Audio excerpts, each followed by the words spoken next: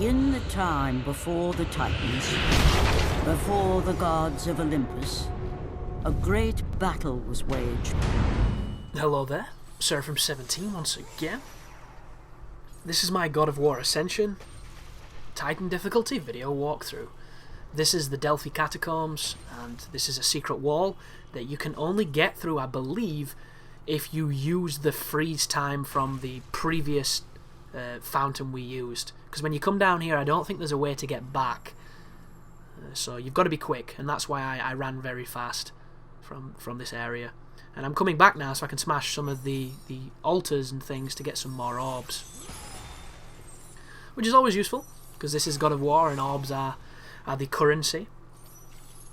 I keep saying claws when I'm talking about the blades. I do apologise, guys. I think I've got Ninja Gaiden on the brain. I've been playing a lot of Ninja Gaiden 3, for better or for worse. It's kind of funny because I do think that it's a terrible game, but I've got to the point where it's a terrible game, but I can put up with it, and I don't hate it, which is much better than last year when I bought it. I made the mistake of buying it, and I could not play it for longer than about 10 minutes because I just got so lethargic and so filled with just anger towards what they've done to one of my favourite series. And I've been playing it more frequently, and I've got to that almost cathartic moment of accepting its flaws, finding ways to minimize. That's not even how you say it. Minimize. Sorry, I had like 7 M's in that just then. To just to minimize the dog shit that's in that game, and there's a lot of it. So I think I've just got it on the brain because the claws are extremely useful in that game. But these are blades, and they're two completely different things. So this is the Soul of Hades trial. Once again, this is, spam the R1 and win for life, because that's all you're going to see me doing. If you're just tuning into this, I don't really use the different elemental blades, mainly because you have to invest points in them to use the magic, which is the dumbest idea I've ever heard, because the ice magic is crap. It freezes them, but you have to hit them a whole bunch of times to shatter them, and I've never really had it where it's been anything but useless. The electricity one seems cool, but once again, it's not that effective, and it doesn't cover the biggest area. The soul one seems cool as well, but it covers a very small area. The fire one seems to be the best, and it's the one you start with, because for some reason it's the only one where you press an additional button, and it's the only one that seems to hit the entire room, so I just kind of stick with it. Do bear in mind, I've only beat this game twice. I've only owned it for 2 days, so all the strategies I have right now, chances are in a couple of weeks I might have better ones, but just through the nature of making a guide so soon to the release to help players, there's going to be things I don't know and things that I will figure out later, or things that I've not realised will make things useful, and I've just kind of done it my own way. That's how it happens. And anybody that's seen my other guides knows that this pretty much happens on every walkthrough. There'll be something really silly and obvious that made life really difficult that if I'd have known would have made it much easier. But half of that is the fun of it. Until you get those YouTube assholes that come along and get all egotistical on your videos when you put that video up the day the game came out, and 7 months later they found a better way of doing it and they want to tell you, which is, when it's innocent it's cool, but when it's that douchey guy who's telling you you're wrong and here's the better way, I always think, you've had 7 months to come up with a different way of doing what I did in a day. Just fuck off. At that point, it's just so pedantic. It's amazing. But there is the trial, there is the doors opening, and we have every element now, so if you're going to commit to a specific element because you think it's cool or you think it's more useful than the other ones, this is the time that you can feel free to do so. And we're about to be introduced to a new enemy who's very reminiscent of the hammer guy from God of War 3, but this time he's elemental, which I'd like to say makes a big difference, but in all honesty, I have a zero clue if it does. The only difference is he does a different magic spell when he gets pissed off and goes Super Saiyan. Let's smash the chests so you can get some extra orbs. I forgot how shit the orbs were in this game. You get this big pile of orbs and they give you like 200 pence. It's not cool. It looks like it's supposed to be so much better than it is. To trigger these guys as well, you have to go close. But there's the first one. So my strategy with the fire ones, I think the fire ones are the trickiest because their magic is that, where it chases you under the ground, and if you're like me and sometimes you think, oh, I can't be bothered to evade it, it will stun you and you'll get hit by all of them. Because it's one of those moves where if the first one hits you, they all hit you, and I don't like that at all. But the strategy is twofold. You can either space them and keep jabbing them with weak attacks or Plume of Prometheuses until they die, which is effective, but it requires patience that sometimes I don't have. Or you can do a rolling strategy, which I didn't have at this point on Titan, but I did on Hard for some reason.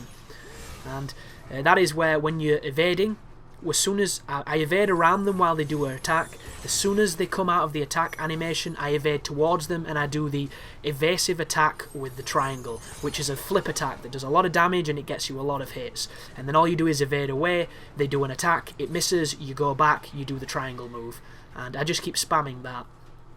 The problem with the second strategy is there's a lot of recovery frames. Look at that. Staggered twice and I got out of the third one somehow. Gotta hate it. Like, if you're doing the standard roll, you'll probably get still hit by that fire coming out of the floor because the standard roll is so slow. It's just amazing. Absolutely amazing. Like, Kratos would have time to change his toga belt thing and everything in the time it takes him to roll again. But do not go anywhere near that when he lands. It's extremely dangerous. You can parry this enemy. Do not parry the magic attack, but you can parry the standard swings. Once again, it's, you know, it's a tough proposition because the damage that you'd receive from messing up a parry is, you know, is completely mitigated if you want to do it safe. And the safe option is always the best option, unless you're very good at the game and, you know, you're playing for pure skill, which a lot of people will. This is me checking see if I've got enough to upgrade. This is me also analysing the different attributes because I wanted to test it. So you'll notice that says vaporizing enemies gives you the chance of getting green orbs. So vaporize must mean killing enemies or killing them in a specific animation. So my thoughts were, when I do the execution move, something along those lines, it might mean magic, it might mean those moves just then when you do the, you know, the specials on the end. But I execute this guy with these blades on to get more green orbs, and I get gold orbs, so I just think, yeah. And I did a lot of testing with it, killing them with normal attacks, killing them with magic attacks, killing them with grabs, and every single time it seemed random if I got the drop. And I think that's one of the maths of this game that somebody's going to figure out on a forum or on GameFAQs or on YouTube, and as soon as you understand it, it probably makes a lot of sense. But as it stands, it just seems just completely pointless. And I like to think if they're going to put all that effort into putting it in the game and kind of waging all their chips that it's going to be enough to stimulate people for the entire game, that it does have some attribute or some you know, hidden use that I've not discovered that makes it, you know, seem less like a colour swap or just a simple palette change on the blades with a couple of particle effects and sounds. Because as it stands, it's no Nemean Cestus, it's no Barbarian Hammer, you know, it's no giant purple sword from the first game, which I can't remember the name of. And speaking of the first game, I really should buy that high def collection, because the first two games are fantastic. Absolutely fun. I've not played the PSP ones fully. I've played one of them for a little bit, and I haven't played the other one. And at the time, I just wasn't in the mood for God of War, so I got kind of bored with the PSP one I played, because every encounter is limited to the fact that it came from a console that doesn't have the processing power. So it was always, you know, one big thing and one little thing, or three little things. It was never the encounters you're used to fighting. I found they were always limited, but that does not mean they were not difficult, because they did have a couple of enemies that I'd not seen before that were cheap bastards, like spammy things that fired at you from a distance that did too much damage, stuff like that. And you know, now I've played this, I'm really in the mood for God of War, so I think I'm going to pick those ones up and play them. Because it is a good series, it's a great series.